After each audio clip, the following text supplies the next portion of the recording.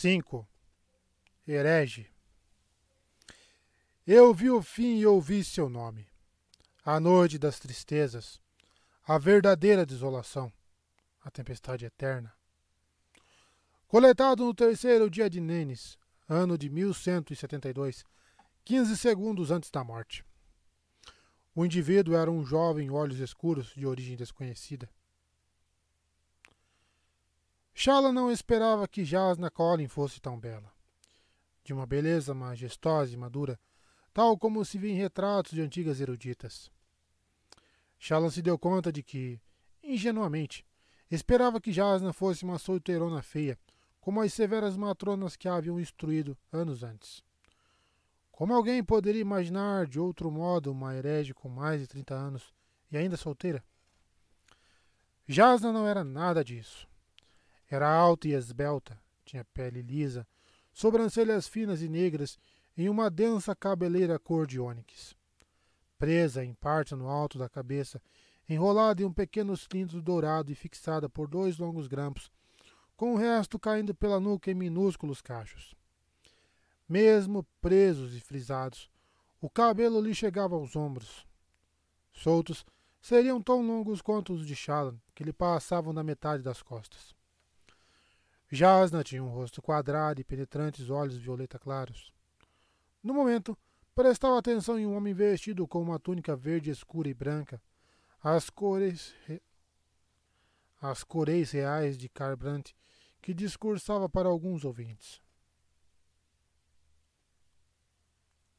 A luminosa Kholin era vários centímetros mais alta que o homem. Aparentemente, a famosa altura dos aletianos não era exagerada. Jasnah relanceou um olhar a Shallan. Notou sua presença e voltou a prestar atenção na conversa. Pai das tempestades. Aquela mulher era mesmo irmã de um rei. Reservada, escultural, imaculada em seu vestido azul e prata, de um modelo idêntico ao de Shallan, com colarinho alto e botões nas laterais, embora o busto de Jasnah fosse muito mais volumoso que o de Shallan, e sua saia rodada se arrastasse pelo chão.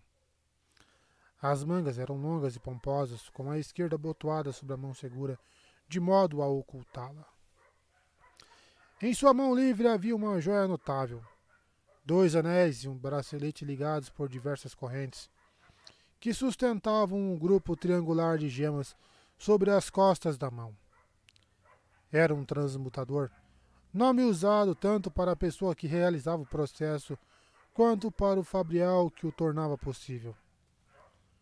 Jasnah se esgueirou para dentro da sala. Cachorrada louco. Tentando observar melhor as gemas grandes e brilhantes.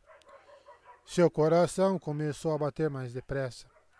O transmutador parecia idêntico ao que ela e os irmãos haviam encontrado no bolso interno do casaco de seu pai. Jasnah e o homem de túnica começaram a caminhar na direção de Shallan, ainda conversando. Como Jasnah reagiria agora que sua pupila finalmente chegara? Ficaria zangada com sua demora? Shallan não podia ser responsabilizada por isso, mas as pessoas frequentemente esperavam coisas irracionais de seus inferiores. Como a grande câmara à entrada, aquele salão fora escavado na rocha, mas era mais ricamente mobiliado, e seus candelabros ornamentados exibiam gemas que resplandeciam à luz. Em sua maioria, eram granadas violetas escuras que estavam entre as pedras menos valiosas. Mesmo assim, o número de gemas por si só já faria o candelabro valer uma pequena fortuna. Mais impressionante para Shallan, no entanto, era a simetria do modelo e a beleza dos cristais que pendiam do candelabro. Quando Jasnah se aproximou, Shallan pôde escutar parte do que ela estava falando. Percebe que esta medida poderia provocar uma reação desfavorável dos devotários? Dizia ela, falando em aletiano. Era um idioma muito parecido com o vedeno, e Shallan se tornara fluente nele quando criança. Sim, luminosa, disse o homem de túnica. Era um homem idoso, de barba branca e olhos cinza claros. Seu rosto franco e amável parecia muito preocupado. Ele usava um chapéu de copa baixa e cilíndrica que combinava com o branco e laranja de sua túnica. uma túnica luxuosa. Seria algum tipo de comissário real? Não. Aquelas gemas em seus dedos, sua postura, a deferência de outros assistentes, olhos claros em relação a ele. Pai das tempestades, pensou Shallan. Só pode ser o próprio rei. Não o irmão de Jasna, Elhokar, mas o rei de Kharbrandt, Taravangian. Apressadamente, Shallan executou a reverência apropriada, que foi percebida por Jasna.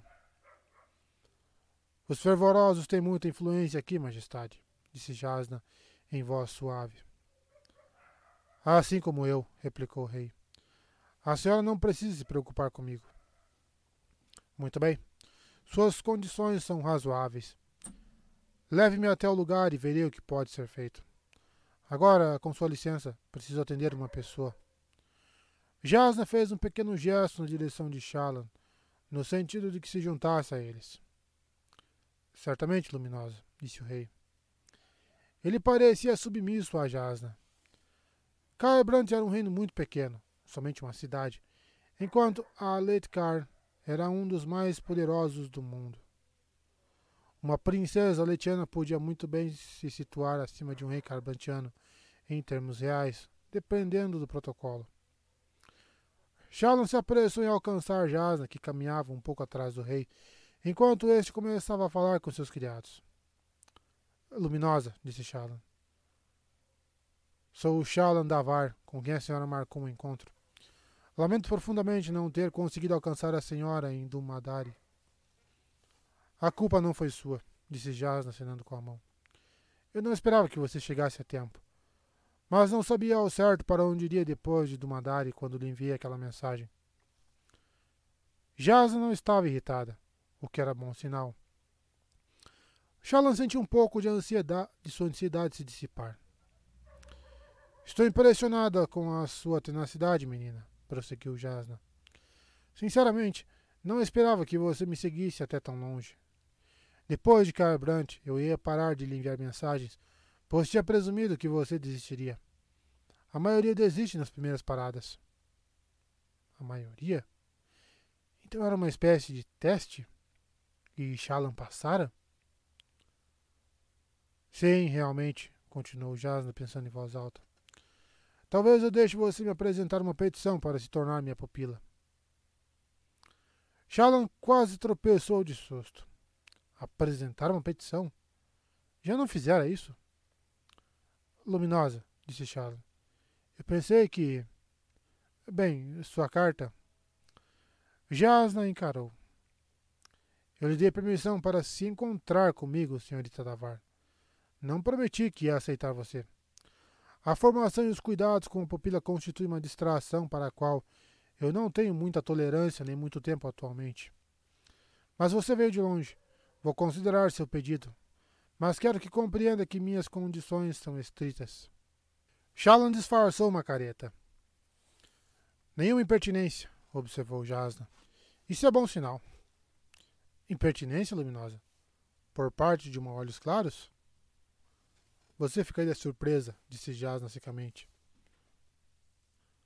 Mas a atitude somente não garantirá seu lugar. Diga-me, qual o seu nível de educação? Alto em algumas áreas, disse Shallan. Depois acrescentou com certa hesitação. Muito deficiente em outras. Muito bem, disse Jasna. À frente, o rei parecia apressado, mas, sendo idoso, até seu passo acelerado era vagaroso. Então vamos fazer uma avaliação. Responda francamente e não exagere, pois eu logo descobrirei suas mentiras.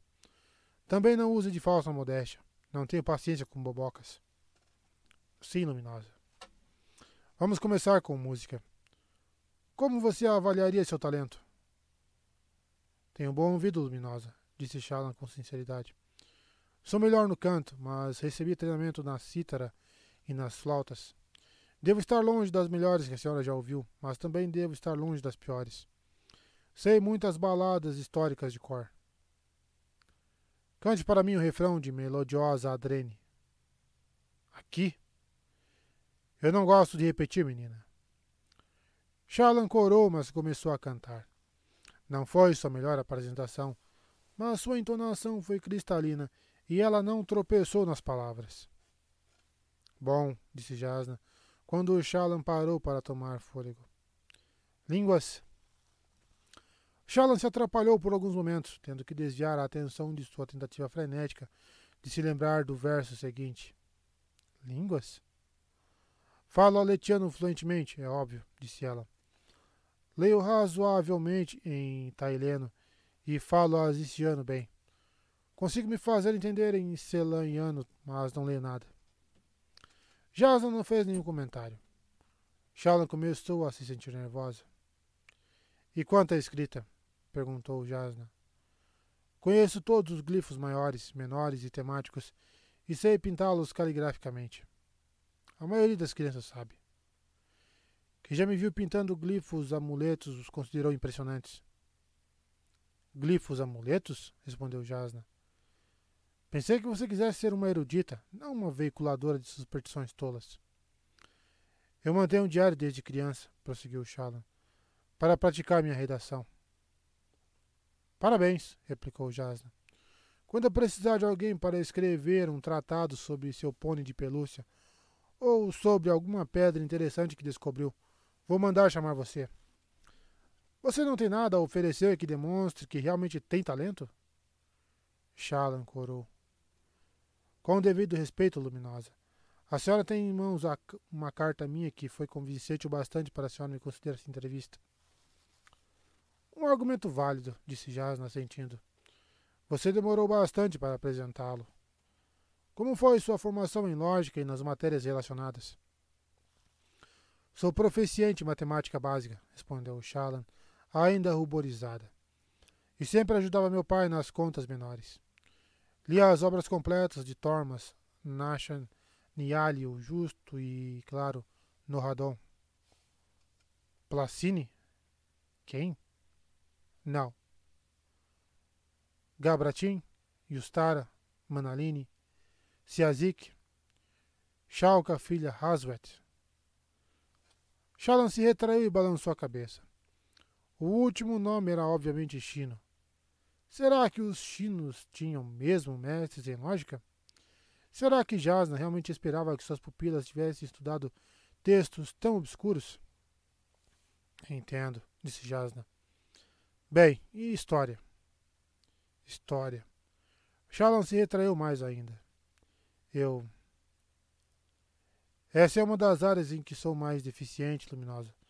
Meu pai nunca encontrou uma tutora adequada para mim. Eu li os livros de histórias que ele tinha. Quais eram? Basicamente, toda a série Tópicos de Barley Shallan. Jasna fez um gesto de desdém. Mal vale o tempo que foi gasto para serem escritos.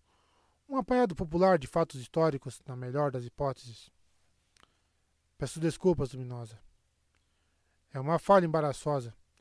A história é a mais importante das subartes literárias. Se de se pensar que seus pais dariam uma atenção especial a essa área, se esperavam que você fosse estudar uma historiadora como eu. Minhas circunstâncias são um pouco comuns, Luminosa. A ignorância é bastante comum, senhorita Davar. Quanto mais eu vivo, mais me dou conta de que é o estado natural da mente humana. Há muita gente que luta para defender sua sanidade e ainda esperam que você se impressione com seus esforços. Shallan corou novamente. Sabia que tinha deficiências, mas já não tinha expectativas pouco razoáveis. Sem dizer nada, ela continuou a caminhar ao lado da mulher mais alta. Qual seria o comprimento daquele corredor, afinal de contas?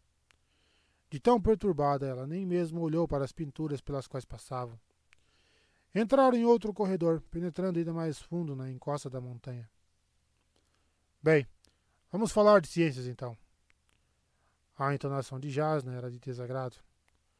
Como você se situa nessa área? Eu tenho uma base científica razoável, como se pode esperar de uma jovem na minha idade, respondeu Shallan, em um tom mais glacial do que desejava. Isso significa...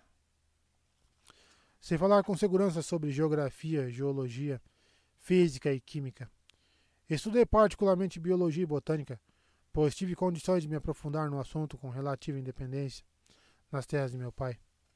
Mas, se a senhora espere que eu solucione o enigma de Fabrizan em um estalar de dedos, acho que vai ficar desapontada.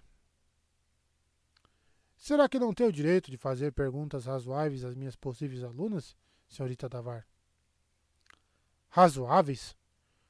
Suas exigências são tão razoáveis quanto as feitas aos 10 arautos no dia da aprovação. Com o devido respeito, Luminosa, a senhora parece querer que suas possíveis alunas já sejam mestres eruditas. Talvez eu possa encontrar nesta cidade 2 ou 3 fervorosos de 80 anos que talvez se adequem às suas exigências. Eles podem se candidatar ao posto, embora possam estar um pouco surdos para entender suas perguntas. Compreendo, respondeu Jasna. E você se dirige aos seus pais com esse mesmo atrevimento? Charles estremeceu.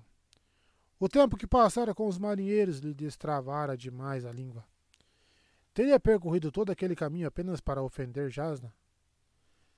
Ela pensou nos irmãos desamparados, mantendo uma tênue fachada em suas terras. Voltaria para eles derrotada após desperdiçar aquela oportunidade? Eu não falava com eles assim, Luminosa. Nem deveria falar assim com a senhora. Peço desculpas. Bem, pelo menos você tem humildade suficiente para reconhecer um erro. Mesmo assim, estou desapontada. Como sua mãe achou que você estava pronta para ser minha pupila? Minha mãe faleceu quando eu era criança, Luminosa. E seu pai logo se casou de novo, com Malise Gevelmar, se não me engano. Shallan levou um susto ao ver que ela sabia tanto. A casa da Vara era antiga, mas de poder e importância medianos. O fato que Jasna sabia o nome de sua madrasta dizia muito sobre ela. Minha madrasta faleceu recentemente. Não foi ela que me enviou para ser sua pupila. Tomei essa iniciativa por mim mesma. Meus pêsames, disse Jasna. Talvez você devesse ficar com seu pai, cuidando de suas propriedades e lhe oferecendo consolo, em vez de me fazer perder tempo. Os homens à frente dobraram em outra passagem. Jasna e Shallan os seguiram, entrando em um corredor menor, com um ornamentado tapete vermelho e amarelo e espelhos pendurados nas paredes. Shallan se virou para Jasna. Meu pai não precisa de mim. Bem, era verdade. Mas eu preciso muito da senhora, como prova esta entrevista. Se ignorância é uma coisa que a irrita tanto, poderia a senhora, em sã consciência, deixar passar a oportunidade de me livrar dela? Já fiz isso antes, senhorita Davar. Você é a 12ª mulher a me pedir tutelagem este ano. 12? Pensou Shallan. Em um só ano? Ela presumira que as mulheres mantinham distância de Jasna devido à sua hostilidade contra os devotários. O grupo chegou ao final do estreito corredor, dobrou uma esquina e se deparou, para a surpresa de Shallan, com um lugar onde um grande bloco de pedra caíra do teto. Cerca de uma dúzia de criados estavam postados ali, alguns parecendo ansiosos. O que estava acontecendo? Grande parte do entulho, evidentemente, já fora removida, mas o buraco no teto parecia ameaçador. Não sabia para o céu. Como eles haviam caminhado em declive, era provável que estivessem bem abaixo do solo. A pedra enorme, mais alta que um homem, caíra diante de uma passagem à esquerda. Não havia como contorná-la para entrar no aposento adjacente. Shallan pensou ouvir sons partindo de lá.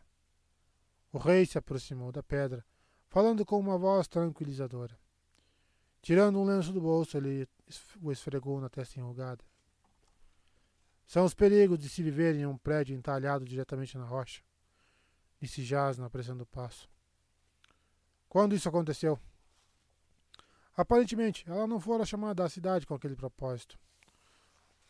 O rei estava apenas tirando proveito de sua presença. Durante a última grande tormenta luminosa, disse o rei, balançando a cabeça e agitando o seu fino e caído bigode branco. Os arquitetos do palácio podem abrir caminho até o aposento, mas isso levaria tempo, e a próxima grande tormenta está prevista para daqui a alguns dias. Além do mais, quebrar a pedra poderia causar a queda de outras partes do teto. Pensei que Carbrandt estivesse protegida das grandes tormentas, Vossa Majestade, disse Shallan, o que lhe valeu um olhar por parte de Jasna. A cidade é abrigada, minha jovem, disse o rei, mas a montanha rochosa atrás de nós é fortemente castigada pelas tempestades. Isso às vezes provoca avalanches do outro lado, o que, por sua vez, faz todas as encostas estremecerem. Ele olhou para o teto. Desmoronamentos são muito raros, e nós pensávamos que esta área era bem segura, mas... Mas é de pedra, disse Jasna, e não há como prever veios quebradiços ocultos sob a superfície. Ela inspecionou o monolito que caíra do teto. Isso vai ser difícil. Provavelmente vou perder uma pedra focal muito valiosa. Começou o rei, limpando a testa novamente. Se pelo menos nós tivéssemos uma espada fractal. Jasna o interrompeu com um aceno de mão. Eu não estava tentando renegociar nosso acordo, Majestade.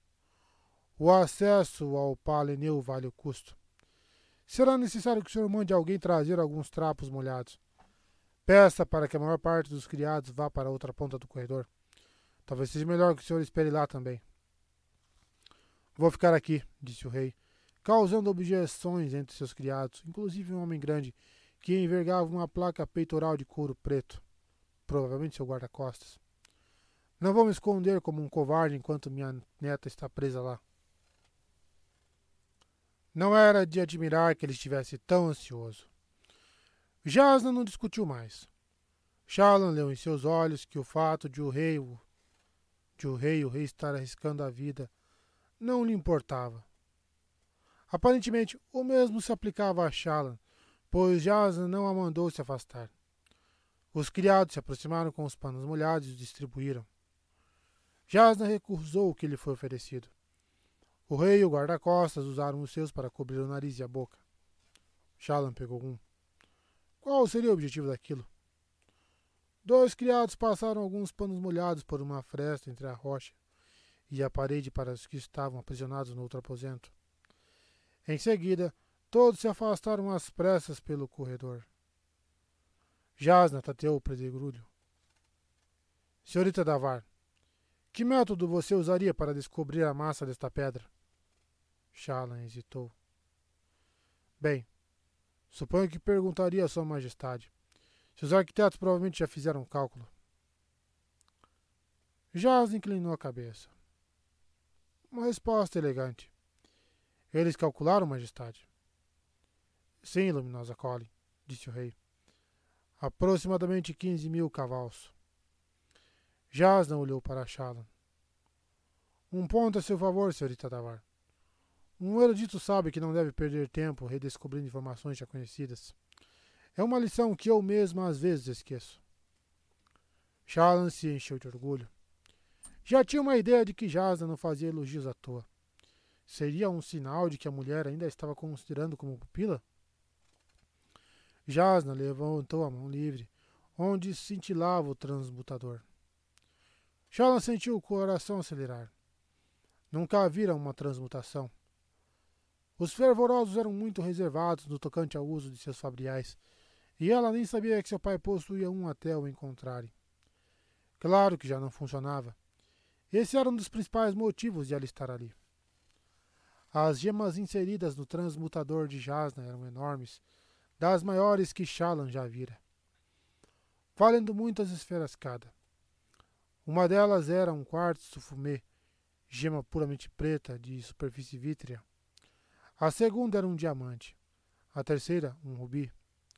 Todas haviam sido lapidadas. Uma pedra lapidada podia conter mais luz das tempestades, no formato oval, com múltiplas facetas reluzentes. Jasna fechou os olhos e pressionou a mão contra o pedregulho caído. Depois ergueu a cabeça e inalou lentamente. As pedras nas costas de sua mão começaram a luzir com mais intensidade. O quartzo fumê, em especial, adquiriu um brilho tão grande que se tornou difícil fitá-lo. Shallan prendeu a respiração. Só se atrevia a piscar e memorizar o que via. Por um longo momento, nada aconteceu. Então, ela ouviu um som breve, uma vibração baixa, como se um grupo de vozes cantarolasse ao longe, uma nota única e pura. A mão de Jasna penetrou a pedra. O pedregulho desapareceu.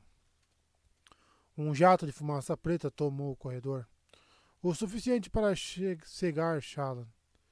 Era como o resultado de 1000 fogueiras sendo apagadas e cheirava a madeira queimada. Shallan se apressou em cobrir o rosto com um trapo molhado, enquanto se punha de joelhos. Estranhamente, seus ouvidos pareciam tapados, como se ela tivesse descido de uma grande altura. Teve de engolir em seco para desbloqueá-los.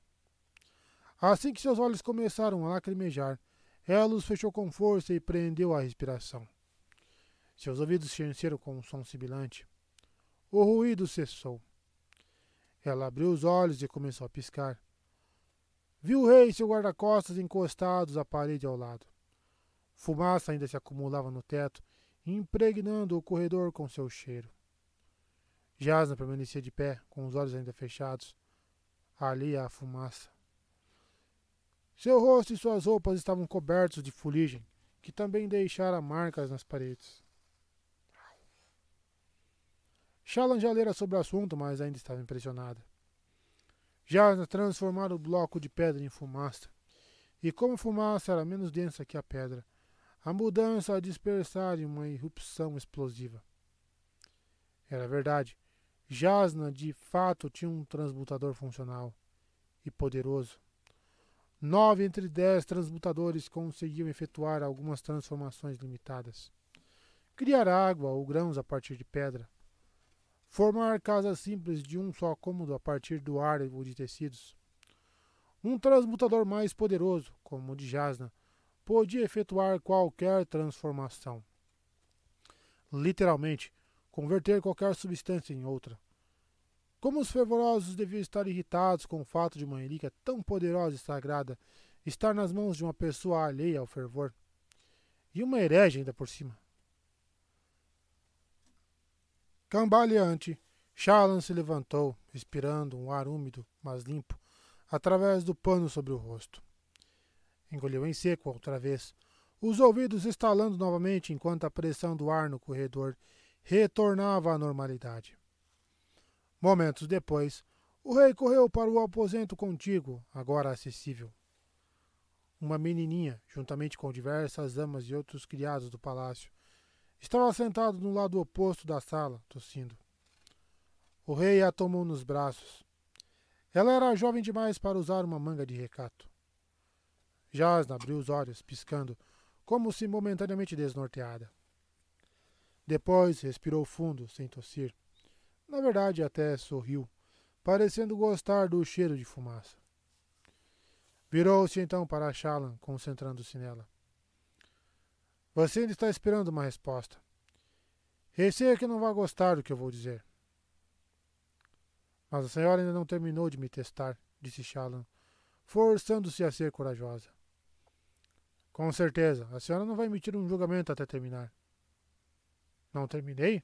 Perguntou Jasna, franzindo a testa. A senhora não me fez perguntas sobre todas as artes femininas. Deixou de fora a pintura e o desenho. Nunca me foram muito úteis, mas fazem parte das artes, respondeu Shallan, sentindo-se desesperada. Era o domínio em que era mais proficiente. Muitas consideram as artes visuais como as mais refinadas de todas. Eu trouxe meu portfólio.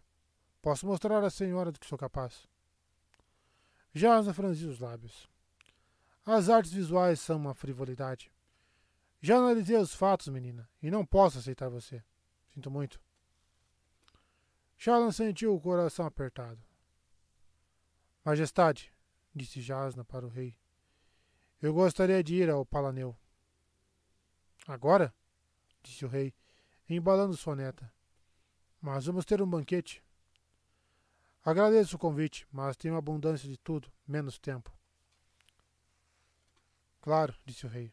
Vou levar a senhora pessoalmente. Obrigado pelo que fez. Quando eu soube que a senhora havia solicitado a entrada, ele continuou a tagarelar com Jasna, que o seguiu mudamente pelo corredor, deixando Shallan para trás. Shallan apertou a bolsa contra o peito. 6 meses de busca para acabar assim. Frustrada, ela apertou o trapo, fazendo escorrer água fuliginosa por entre os dedos. Tinha vontade de chorar. Era o que teria feito se ainda fosse a menina que era 6 meses atrás. Mas as coisas haviam mudado. Ela havia mudado. Se falhasse, a casa da Var cairia. Shallan sentiu sua determinação se redobrar. Embora não conseguisse impedir que algumas lágrimas de frustração lhe escorressem pelos cantos dos olhos. Não desistiria até que Jasnah fosse forçada a acorrentá-la e pedir que as autoridades a levassem. Com passadas surpreendentemente firmes, ela caminhou na direção seguida por Jasnah Kholin. 6 meses antes, explicara aos irmãos um plano desesperado. Ia se tornar pupila de Jasnah Kholin, erudita e herege. Não pelo aprendizado, não pelo prestígio, mas para descobrir onde Jasnah guardava seu transmutador. E então o roubaria.